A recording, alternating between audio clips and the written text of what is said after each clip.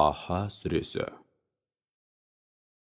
Рахман, әрі аса рахымды Алланың атымен бастаймын. Таха.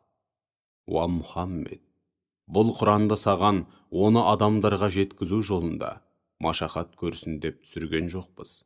Біз оны Алладан имен етіндерге насихат һәм ескертпе ретінде ғана, әрі жер мен асқақ аспан әлемін жаратқан Алладан бірте-бірте келген уақыт.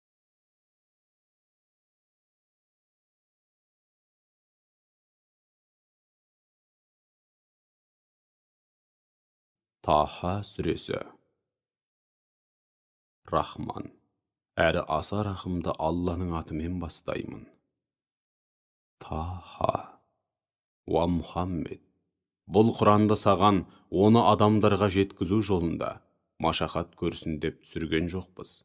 Біз оны Алладан имен етіндерге насихат һәм ескертпе ретінде ғана, әрі жер мен асқақ аспан әлемін жаратқан Алладан бірте-бірте келген уахи ретінде түсірдік.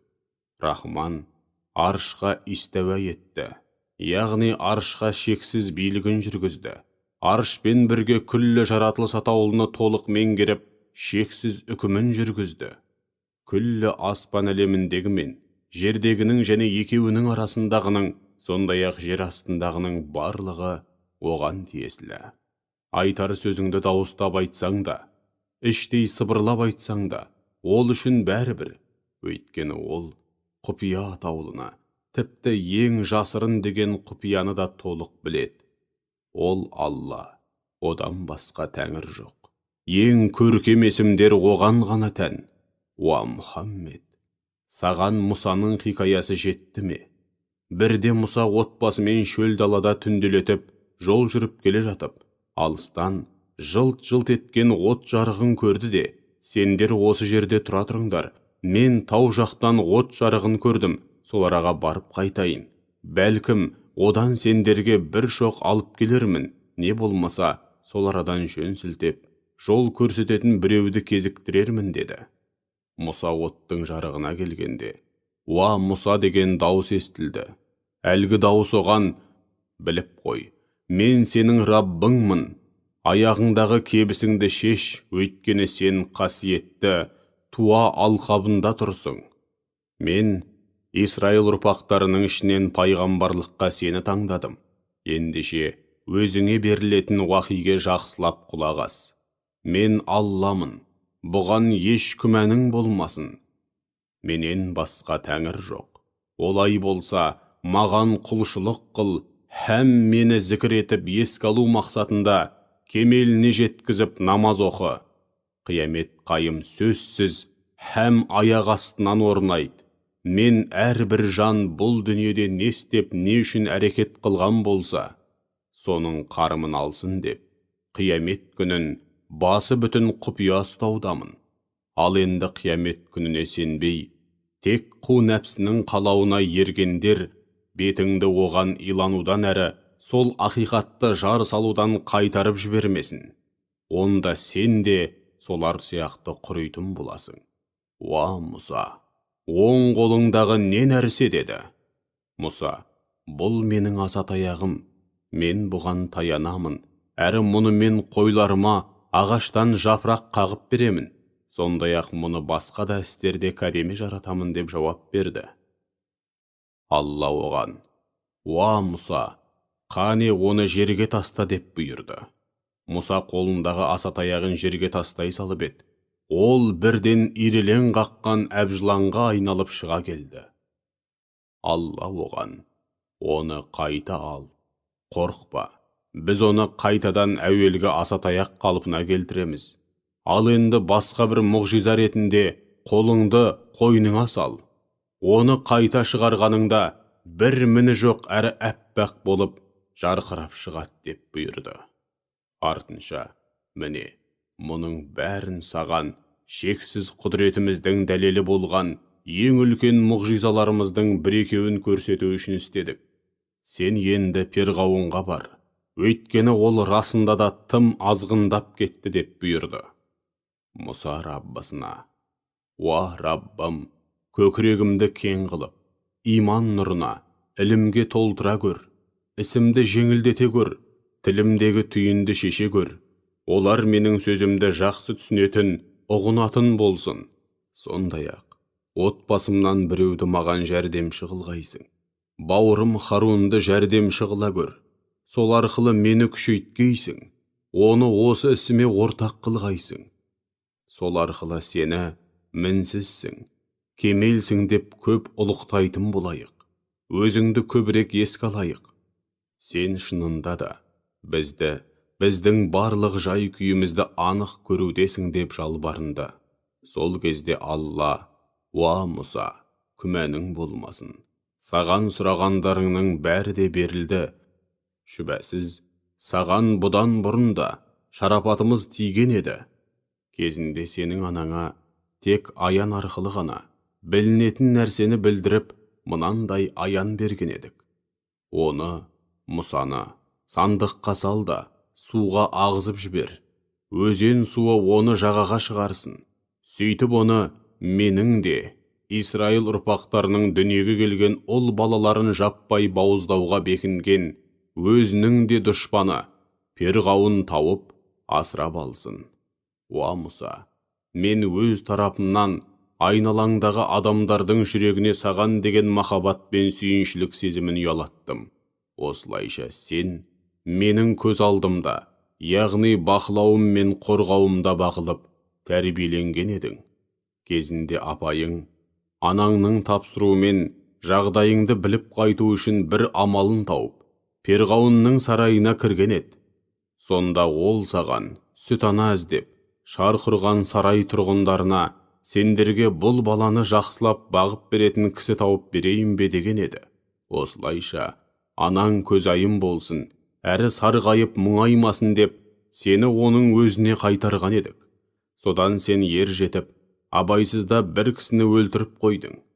Біз сені басыңа түскен сол бір істің әлегінен құтқардық.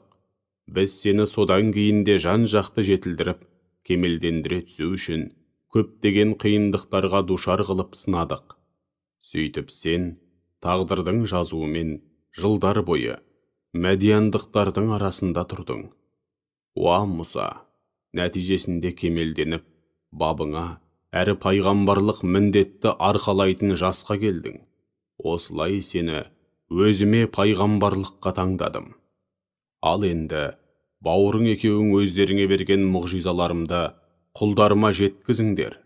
Мені еске алуда, әрі өздеріңе жүктелген пайғамбарлық міндетті атқаруда селсоқтық танытпаңдар. Екеуің алдымен Перғауынға барыңдар. Өйткені ол расында да тым азғындап кетті. Алайда оған жағымды сөз айтып, жылы тіл қатыңдар. Бәлкім ол сонда насихатқа құлақ асар, яки ақылға келіп, сәл де болса именер. Сол кезде екеуі: «Уа ұлы Раббымыз, біз оның сөзімізді соңына дейін тыңдамай, екеуімізді бірдей бас салып, жазаға тартуынан немесе одан сайын азғындап, бізге қатыгездік жасауда шектен шығып кетеме деп қорқамыз» деді. Сонда Алла: «Қорықпаңдар. Өйткені мен қашанда сендермен біргемін, мен бәрінде естіп көріп тұрмын» деп екеуіне дем берді. Іле екеуіне: «Оған барыңдар да, біз екеуміз сені шоқтан жаратқан, саған өмір сыйлап, ризық берген Раббыңның елшілеріміз, Исраил ұрпақтарын құлдықтан босатып, бізбен бірге жібер. Енді оларды азаптама, расында біз саған құр қол келген жоқпыз. Раббыңнан анық мұғжизамен, айқын дәлелмен келдік. Есендік пен шын бақыт тура жолға түскендерге ғана тән. Сондай-ақ бізге Алланың жолдауын мойындамай, одан сырт айналғанның сыбағасы азап болады деген уақи келді деп айтыңдар» деп бұйырды. Содан Перғауын өзіне Хақ тағаланың жолдауын жеткізген Мұсаға қарап: «Ей Мұса, сонда екеуіңнің Раббыларың кім?» деп мырс етті.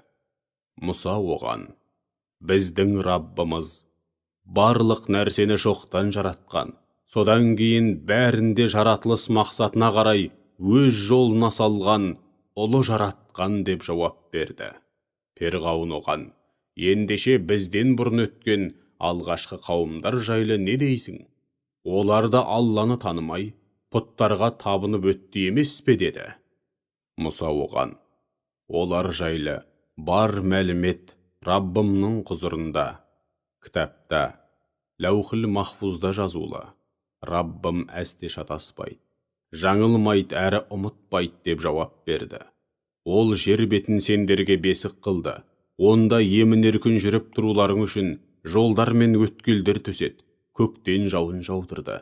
Біз сол сумен жерден түрлі өсімдіктерді жұп-жұбымен шығардық.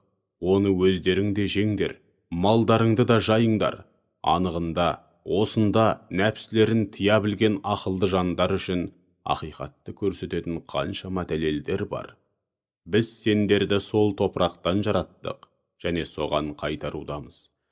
Кезі келгенде сендерді одан тағы да шығарамыз. Міне, Перғауынға, Мұсаға берген осылай барлық мұғжизаларымызды көрсеттік. Алайда ол ешбірінде мойындамады, һәм ақиқатты қабылдаудан түбегейлі бас тартты. Ол Мұсаға: «Ей Мұса, сонда сен мына сиқырыңмен бізді өз жерімізден қуып шығу үшін келдің бе? Ендеше біз де дәл сондай сиқырмен саған қарсы тұрамыз. Ал енді арамызда ешбіріміз тайқып кетпейтін уағдалы мерзім мен екі жаққа да ыңғайлы межелі жер белгіле» деді. Мұса: ендеше уағдалы күніміз мейрам күні, һәм ел жұрт көп жиналатын сәске кезі болсын деді. Сөйтіп Перғауын қамдануға кетті де, бар айла шарғысын ойына түртіп, ең шебер, ең мықты деген сиқыршыларын қасына ертіп, айтылған жерге келді. Мұса алдымен сиқыршыларға: жүздерің күйсін, Алла жайлы өтірік айтып, оған жала жаппаңдар. Бұл қылықтарыңды қоймасаңдар, Алла бәріңді жойқын азапқа душар қылып, тұқымдарыңды құртады. Шүбәсіз кімде кім Аллаға жала жапса, сөзсіз сорлайды деп ескерту жасады. Осынау қатаң ескертуді естіген сиқыршылар өзара дауласып, араларында күбір-күбір әңгіме басталды. Соңында олар Мұса мен Харунды нұсқап, бір ауыздан: бұл екеуі нағыз сиқыршы, қолдарындағы сиқырдың күшімен сендерді өз жерлеріңнен, ата мекендеріңнен қуып шығуды, һәм өнегелі діндерің мен ғұмырлық салттарыңды түбегейлі жойып жіберуді көксейді.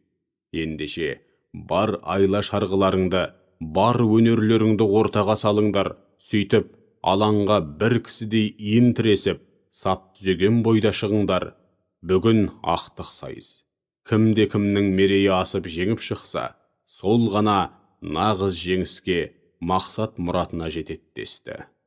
Сиқыршылар Мұсаға: «Ей Мұса, қаласаң қолыңдағыны алдымен сен лақтыр, немесе бірінші болып біз лақтырайық» деп ашық айқасқа шақырды. Мұса оларға: «Жоқ, алдымен сендер лақтырыңдар» деді. Солақ екен, олардың арқандары мен таяқтары сиқырларының күшімен Мұсаға шынымен де ирелеңдеп бара жатқандай болып көрінді. Сол кезде Мұса іштей қобалжып, көңілінде бір түрлі үрей пайда болды. Сонда біз оған: «Қорықпа, шүбәсіз сен бәрінен де үстем түсесің, соңында бәрін жеңіп шығасың» деп дем бердік те: «Уа Мұса, сен де оң қолыңдағы асатаяғыңды лақтыр, олардың жасаған сиқырларын түгелдей жалмап жұтып қойсын, өйткені олардың жасағандары сиқыршының көз байлаған қулығы ғана. Сиқыршы қайда барса да, қандай сиқыр жасаса да, бәрібір мақсат мұратына жетпейді» деп айттық. Мұса айтқанымыздың бәрін бұлжытпай орындады. Нәтижесінде сиқыршылардың бәрі біз Мұса мен Харунның Раббысына иман келтірдік деген бойда жаппай сәждеге жығылды. Сонда Перғауын ашуға мініп: «Мен рұқсат етпей тұрып, оған иман еттіңдер ме? Демек бәріңе сиқыр үйреткен пірлерің сол болды ғой. Ендеше ант етемін, қол аяқтарыңды қиғаштап, яғни оң қолдарың мен сол аяқтарыңды, немесе керісінше шабамында, бәріңді құрма ағаштарына асып қоямын. Сонда кімнің азабының анағұрлым ауыр, әрі мәңгілік екенін білетін боласыңдар деп сес көрсетті. Алайда сиқыршылар оған қасқайып тұрып, біз сені өзімізге келген мұншама ап-айқын дәлелдерден һәм бізді ерек етіп, жаратқаннан артық көре алмаймыз. Бізге қатысты қалаған үкіміңді шығар. Сенің үкімің мен пәрменің осы дүниеде ғана жүреді. Біз Раббымызға күнә-қателіктерімізді, әсіресе өзің мәжбүрлеп істеткен сиқырдың күнәсін кешірер деп иман келтірдік.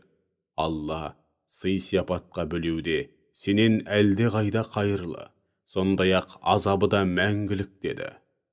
Шүбәсіз, кім Раббысының алдына иманнан жұрдай, күнәһар болып келсе, сыбағасы жаһаннам болары сөзсіз. Ол онда азаптан құтылу үшін өле де алмайды, өмір сүре де алмайды. Ал кім оның алдына игі істер істеген мүмін болып келсе, ондай ізгі жандар үшін ең жоғары мәртебелер бар. Олар үшін бау-бақшаларының ішінде және сарайларының іргесінде өзендер ағып жататын қисапсыз нығметке толы мәңгілік бақыт мекені, адын жұмақ бақшалары бар. Олар онда мәңгі бақи қалады. Міне, жалған сенімдер мен жамандық атаулыдан арыла білген ізгі жандардың сыбағасы осы. Соңында Мұсаға, құлдарымды ертіп, түнделетіп жолға шық деп, әрі қуғыншылардан қашып келе жатып, тұмсықтары теңізге тірелгенде, асатаяғыңмен теңізді ұр, сөйтіп құлдарыма теңіздің ортасынан құп-құрғақ жол ашып бер деп, сондай-ақ теңіз қақ жарылып ашылған жолмен келе жатқанда, енді перғауын қуып жетеді екен деп қорықпа, әрі суға батып кетпес пе екенбіз деп те қам жеме деп уақи еттік. Оларды әскермен өкшелей қуған перғауын да теңіздің ортасынан ашылған жолға түсті. Сол кезде теңіз суы оларды сол сәтте басып қалды да, бірі қалмай жұтылып кетті. Перғауын өз қауымын әбден адастырған еді. Ол қауымын әсте тура жолға бастамады. Уа Исраил ұрпақтары, расында сендерді ата жауларыңнан құтқардық, әрі сендерге Тур тауының оң жағында Мұсамен тілдесіп, оған Тәуратты береміз деп уәде бердік. Сондай-ақ шөл далада аш қалмасын деп сендерге мәнна тәттісі мен бөдене құсының етін түсіріп отырдық. Ендеше өздеріңе нәсіп еткен ризық несібеміздің ең таза, адал һәм пайдалы болғанынан жеңдер. Алайда бұл мәселеде харамға қол созып, ысырапшылдыққа салынып шектен шықпаңдар, әйтпесе сендерге ашуым түседі. Ашуым кімге түссе, ол құрдымға құлап, зауал табады. Сонымен қатар, мен күнә-қателіктері үшін өкініш білдіріп, тәубеге келген, иман келтіріп, игі істер істеген һәм содан кейін тура жолдан таймай, хақ жолда табандылық танытқан әрбір жан үшін өте кешірімдімін.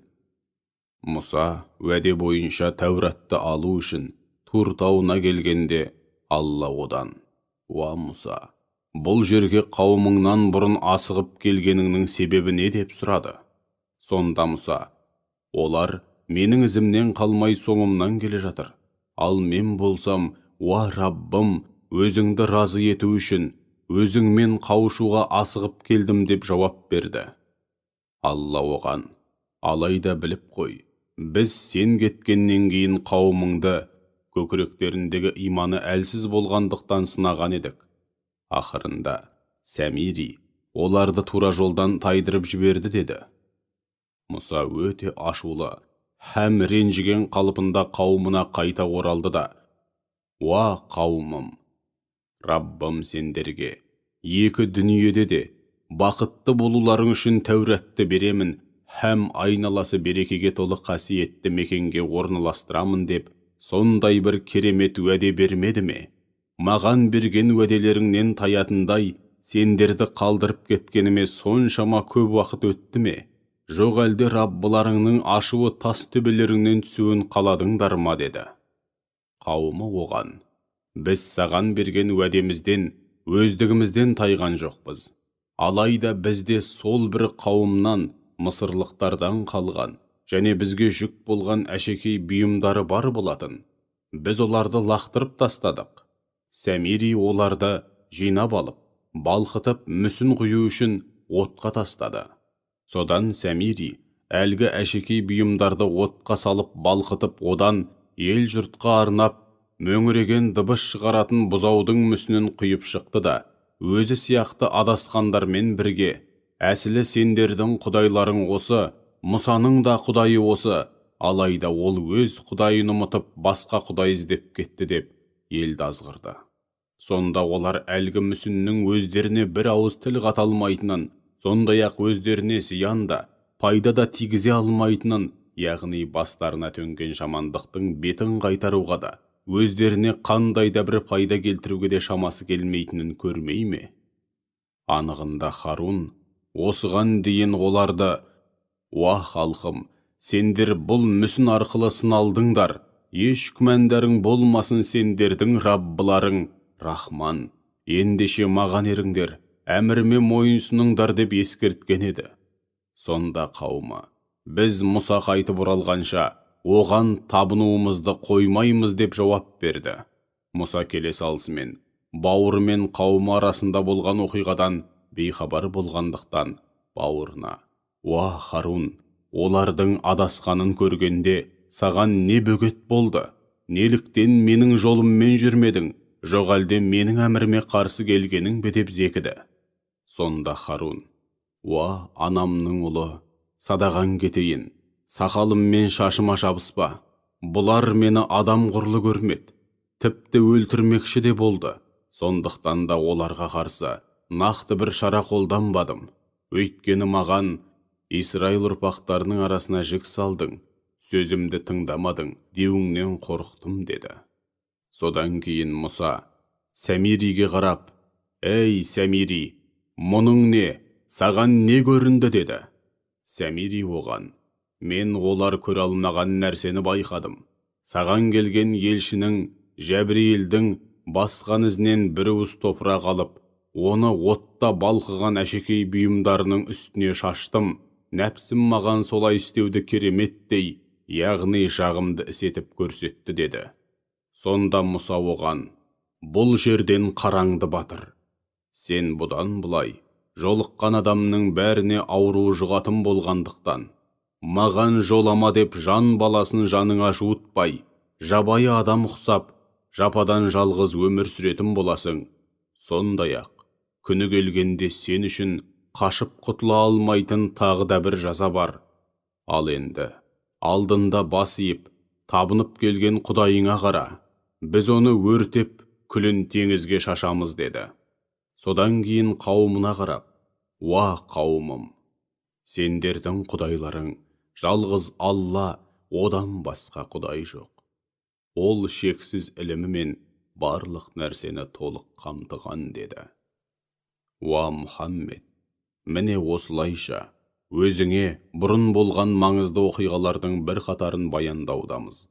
Расында саған өз тарапымыздан ескерту, дұрыс жолға бағыттау, ілім, сенім, құлшылық, көркем мінез және тағы сол сияқты маңызды мәселелерді қамтыған кітап бердік. Кімде-кім одан сырт айналса, еш шүбәсіз қиямет күні өте ауыр күні арқалайды да сол күйі тозаққа кіреді. Олар сол ауыр азапты мәңгі бақи тартады. Бұл қиямет күні оларға артылатын қандай жаман жүк десеңші. Біз Сур, Исрафил періштенің сырнайы үрленетін күні күнәға белшесінен батқан кәпірлерді қатты қорыққаннан, көздері көкпеңбек болып көгерген, жүздері тым қарайған күйде ғарасат майданына жинаймыз. Сондай алапат жағдайда олар өзара көпірлесіп бір-біріне: дүниеде ары кетсе, 10 күндей-ақ тұрдыңдар деседі. Біз олардың бір-біріне не айтатынын, өзара не сөйлесетінін өте жақсы білеміз. Сонда араларындағы ең жөндем, ең біліктілері оларға: жоқ, бәлкім, бір-ақ күн тұрған шығарсыңдар дейді. Уа Мұхаммед, олар сенен таулар жайлы. Яғни қиямет күні таулар нендей күйде болады деп сұрайды. Оларға Раббым ол күні таулардың күл талқанын шығарып, күлін көкке ұшырады. Сөйтіп жер бетін немесе таулардың орнын теп-тегіс қу тақырға айналдырады. Осы кезде жер бетінен ой шұқыр да, төбешікте көре алмайсың деп айтты. Ол күні адамдардың барлығы еш қайдада бұлтара алмай, өздерін қарасат майданына шақырған Хақ Тағаланың жаршысының соңынан тура еретін болады. Әрі дауыс атаулының бәрі Рахманның айбатынан қорыққаннан қарлығып өшеді де, сыбырдан басқа еш нәрсе ести алмайсың. Сондай-ақ ол күні Рахманның өзі шапағат етуге рұқсат беріп, сөзіне разы болған жандардан өзгелердің шапағаты ешқандай да пайда бермейді. Алла олардың пенделерінің болашағын да, өткенін де толық біледі. Ал олар болса, өздеріндегі шектеулі іліммен оны толық пайымдай да, ұға да алмайды. Барлық жүздер мәңгілік тіршілік иесі, һәм күллі жаратылысты ұстап тұрған Әл-Хайю, Әл-Қайюмның алдында бас июде.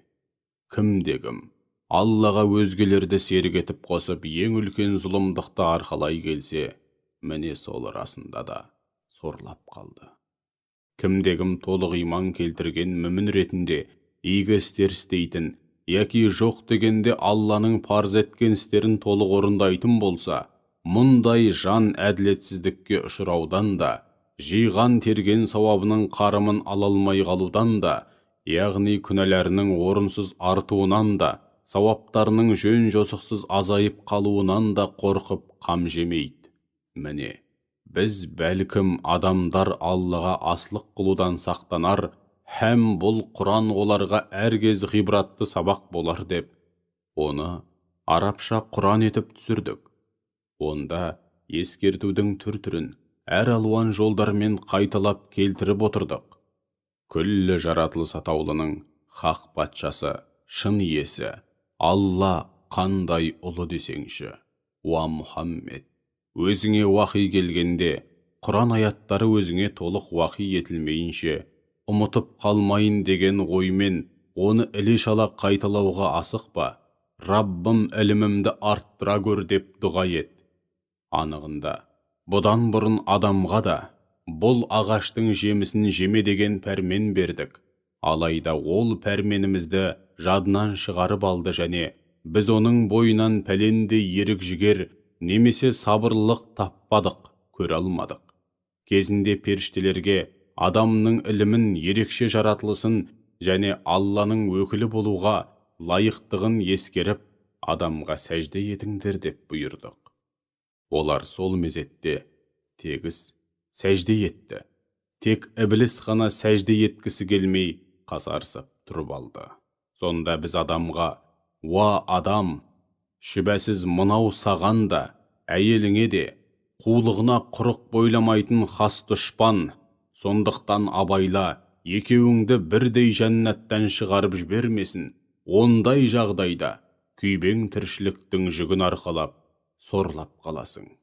Жұмақта сен аш-жалаңаш қалмайсың, сондай-ақ онда мүлдем шөлдемейсің, һәм күннің аптабына да душар болмайсың деп айттық. Содан шайтан оны, уа адам, саған мәңгілік ағашын әрі әсте зауалға ұшырамайтын патшалықты көрсетейін бе деп азғырды.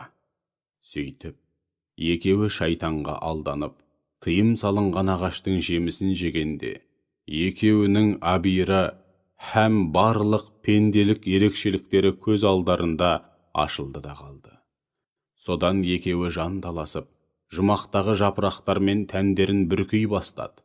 Осылайша адам іблістің сөзіне еремін деп, Раббысына аслық қылып шалыс басты.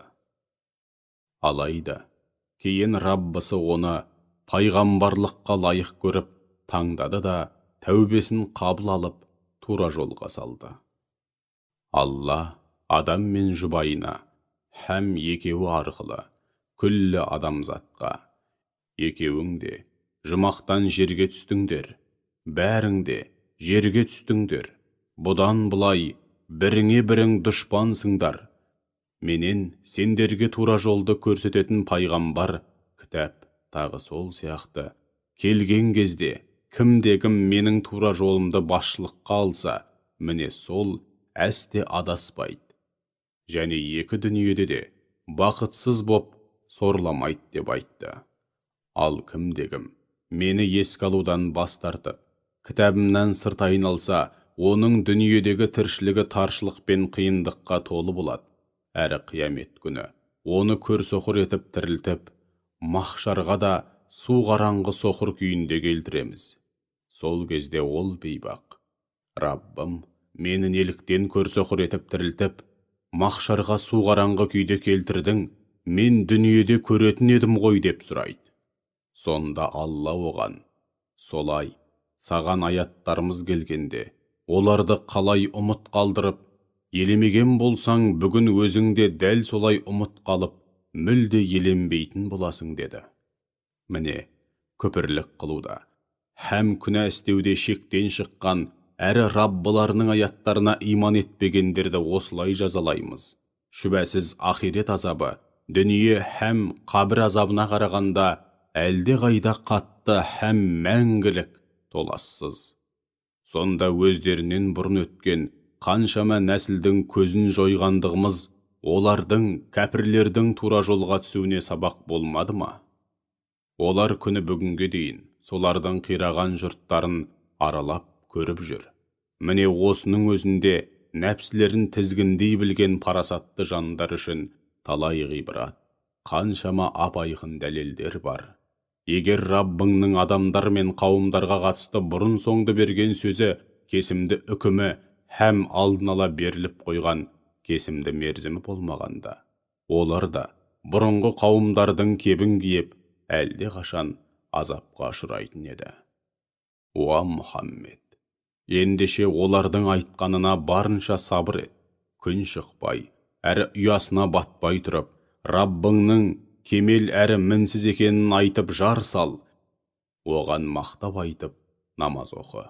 Сондай-ақ түннің кей уақыттарында және күндіздің алғашқы әрі соңғы жартысында Раббыңның кемшілік атаулыдан пәк әрі мінсіз екенін жар салып құлшылық ет. Сонда Алланың өзіңді разы ететін нығметтеріне бөленіп, көңілің хош болып, жаның жай табады. Ол кәпірлердің бір бөлігіне, оларды сынау үшін берген дүниедегі тіршіліктің жылтыраған сән салтанатына қызығып көзіңді сүзбе.